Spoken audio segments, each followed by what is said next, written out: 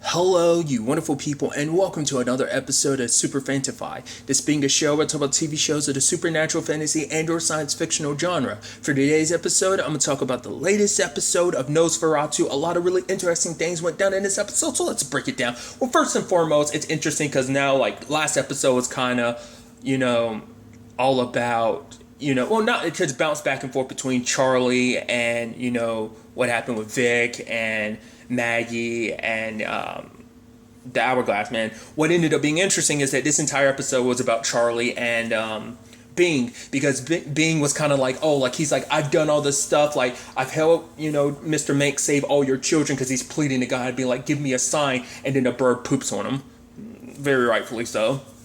I'm sure that can be, there could be like, I think you could probably look at that as being like, oh, that's a sign that you're on the wrong side of things, like. I think in a weird way, you can almost look at us almost like God shitting on you a little bit, especially after you pleading for him to give you a sign and everything. But then he proceeded to kill that guy, which is still kind of interesting because he's like, oh, I was on the nice list and stuff. Am I on the naughty list or whatever? Is Mr. Manx going to come back for me? And he proceeded to kill a guy afterwards and steal his truck. And it's just like, you don't realize how in the wrong you are with this whole situation. Regardless, he ended up tracking down Charlie because he knows, he's like, oh, I know all your hidey holes. So he has him chained up, and obviously he's in a weakened state because, he disconnected part of the card. So, and it's interesting because now he wants to get answers. He's basically putting the gas to Charlie because he's tired of Charlie telling lies. So it's like, tell me the truth. And so Charlie finally admits, like, oh yeah, like, Christmas Land isn't for adults. It's for the children. And I think that's such an interesting aspect of this episode that, like, I'll talk about it later on. The fact of the matter is, Charlie is able to, like, call out the terrible things that Bing has done, but he doesn't recognize the monstrosity. Like, a lot of the monstrosities he brought up, because I thought it was so interesting, because he's talking about the fact is what Bing did. It's like, it's like, what you did to Mike's dad, no one told you to do that. Mike wasn't even at the graveyard. You did that as a means to get into Christmas Land. You do whatever you want to. You take from whoever you need to get what you want. I'm like, and Charlie's so deluded, he doesn't recognize the hypocrisy. I was like, you freaking hypocrite. That's exactly what you're doing, because it took a while, because Bing was just kind of saw through his lies. It took a while, but Bing was finally able to see through it, especially because he went to see Wayne, and Wayne's kind of sick in the car, and he's like, no, you'll be better when you're in Christmas. And he's like, I want my mom. And in that moment, it clicked in Bing's head of like, oh, you're only saving these kids because of what it does for you. Because I guess, there's instances of it happening in front of him, but I guess he never directly correlated the two, because he's actually seen Mr. Manx get younger and older, but I guess he's never really correlated the two when it's like, oh, the kids are what makes you younger. And that's so interesting, because like this whole thing, I think is a byproduct of his upbringing, because obviously we've heard the talks about the fact is that he called his mom a whore and everything, because this was back in the day, and I think for her it's just like, she did whatever she could to put food on the table. And for him, it's like, yeah, she put food on the table, but she kind of starved me in other aspects. And so, like, him, like, he basically got hired by this dude named Mr. Tim. Basically, it's like, oh, bring these boys to work at my workshop. And then, like, at one point, that boy was like, oh, yeah, like, that other kid said that Mr. Tim is a creep. The moment that came out, I was like, and then the way he walked away with that little boy after Charlie sent him his way, I was like, okay.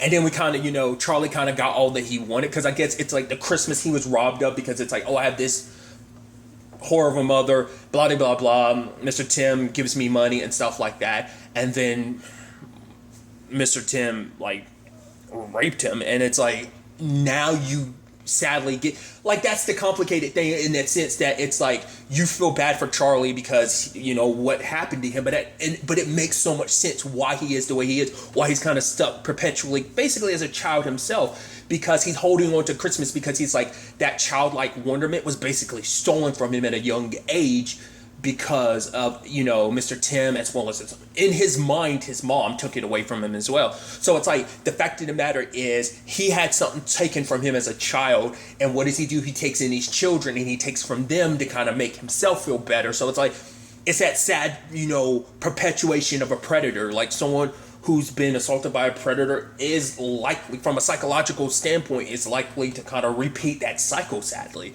The cycle of hurt and damage, like someone else's sickness basically passing on to you. And, it never like now that adds more understanding to why he does what he does, Like I said, it makes you feel complicated. You're like, you feel bad for what happened to Charlie as a kid, but it doesn't justify what him doing this, taking kids from parents. It's like, yeah, the parents are flawed. It's perfect.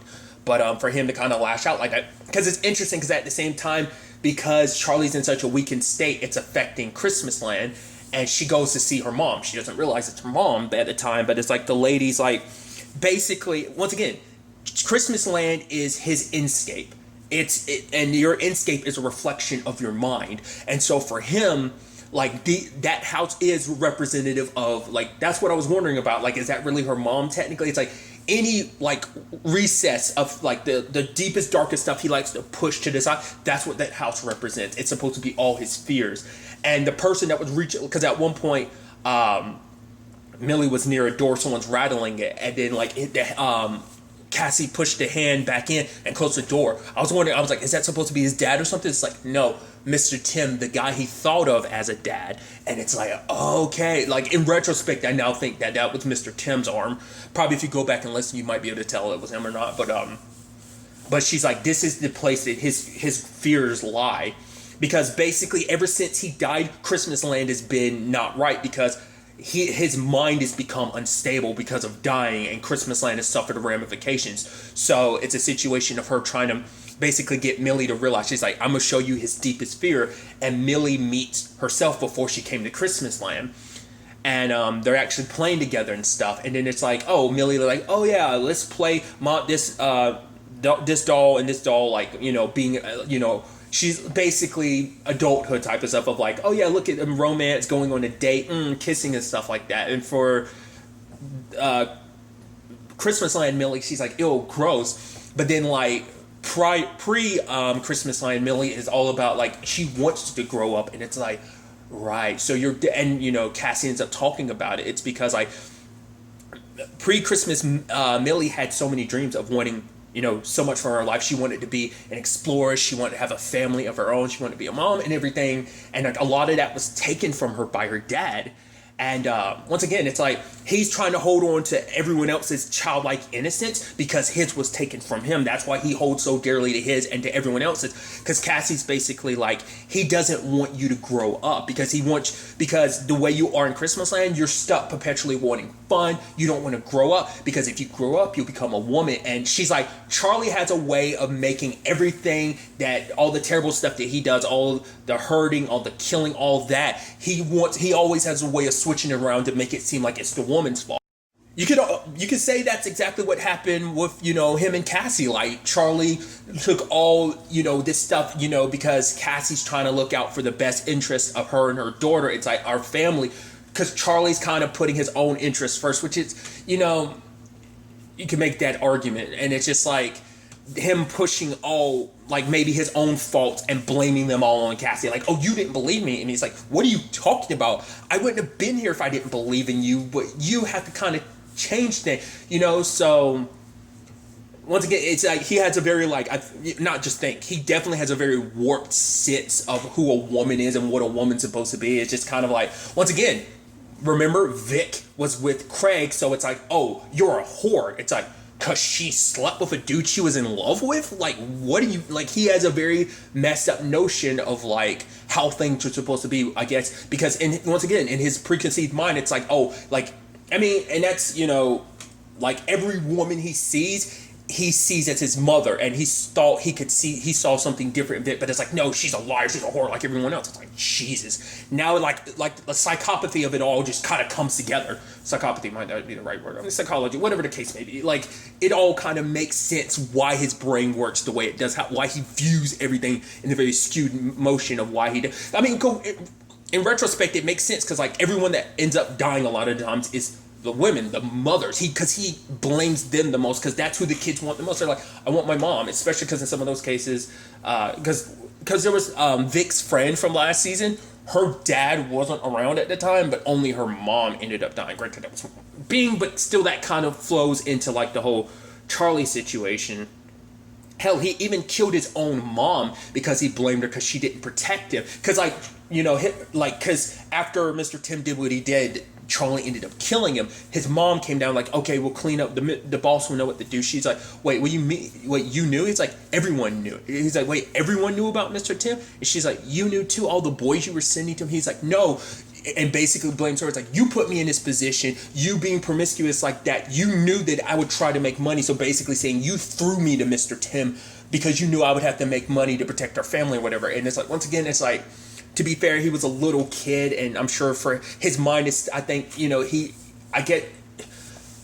a complicated thing of like, you could make an argument maybe, his mom did do the best to protect him because it's not like you told him, but I guess it's like, you kind of, he was a kid and he was impressionable, and regardless, at the end of the day, the one who was in the wrong 100% was Mr. Tim. You can nitpick in that part about, maybe his mom didn't protect him, and even that, I don't really want to throw 100% on her, but it's just like, she didn't outright tell him, but it's like, I guess because in some ways she knew because everyone knew, and but regardless, he blamed her so much, and so you kind of see where that starts. Even seeing the awakening of his Christmas sign, because outside you see the snowmen that kind of look all scary with the frowns and everything. So his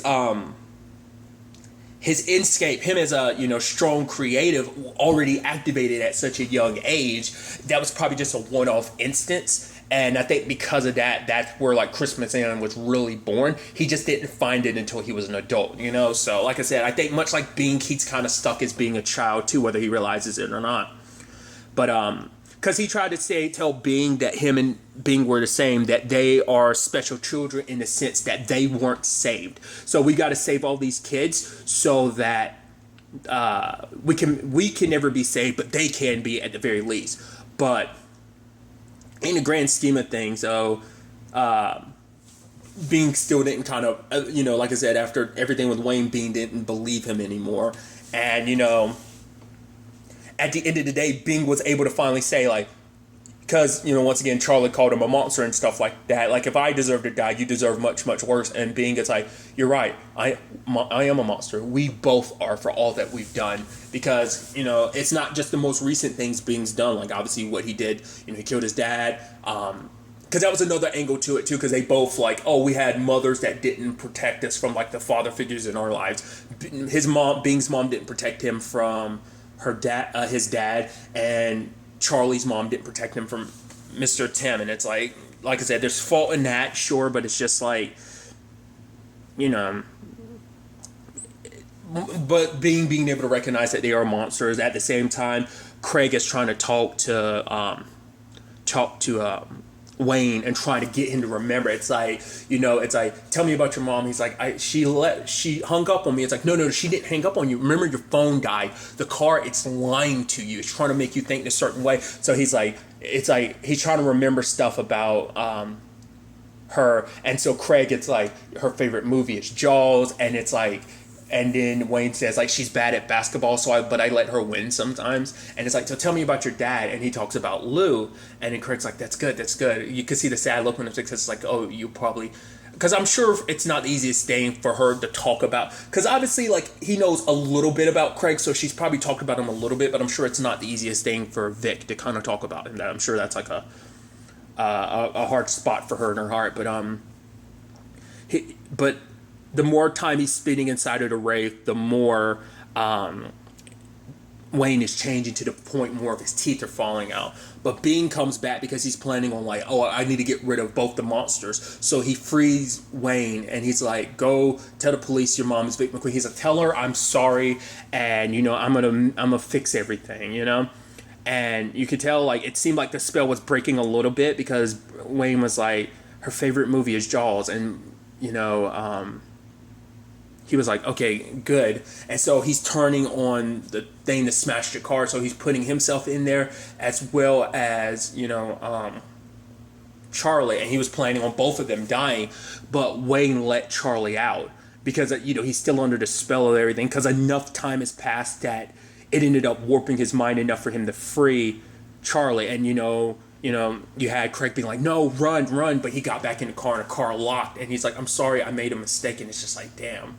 That's why I'm so surprised about that situation. But I guess once again, it's because Craig has such a like father instinct to be there to protect Wayne and Vic, that strength, that bond is there. Much like the reason why, Cassie is still alive somewhere in Charlie's mind, in the recesses of his mind, trying to save Millie. Because even, and it's so interesting how those stories are happening at the same time. Craig is trying to save his son while Cassie's trying to save her daughter.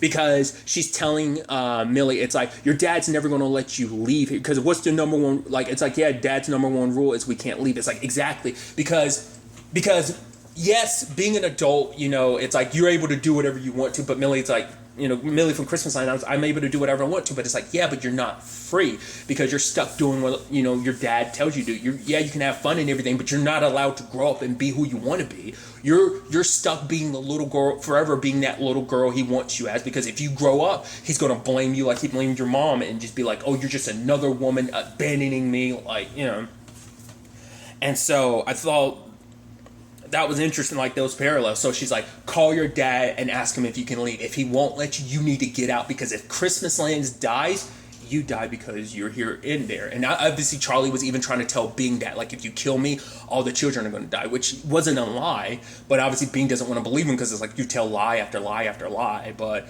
Charlie ends up repairing the rave. He ends up, going after Bing and killing Bing because he's like, oh, I told you were special, but no, you aren't special. You're just someone I could easily manipulate. And basically like, you either you're going to die before the cops get here, or maybe the cops will get you. He's like, I kind of hope that happens because prison is, you deserve prison more than you do hell or something like that. So now Charlie gets away. I was just like, oh, so close with, almost ending it. But I'm like, it's episode 7. It's like, there's no way it's just going to be clear cut like that, because Charlie's going to be like the main antagonist through and through. So I'm like, damn, that's a shame. But once again, it is presenting some very interesting stuff on the Millie front. Like, what is going to happen in Christmas? Like, is she going to try and get the other kids to leave? Is she just going to leave by herself? What that means in the grand scheme of things? That Wayne is still fighting it. Obviously, we'll probably cut, because obviously it's not going to be the easiest thing to get to Wayne, because the Triumph is in pieces. Like, we saw it last episode how messed up it is. So like, they need to try and get that. Like, obviously the clock is running out, because because obviously it's not the easiest thing to track down the Wraith while it's on the move. Like, this would have been a perfect time. Granted, the car was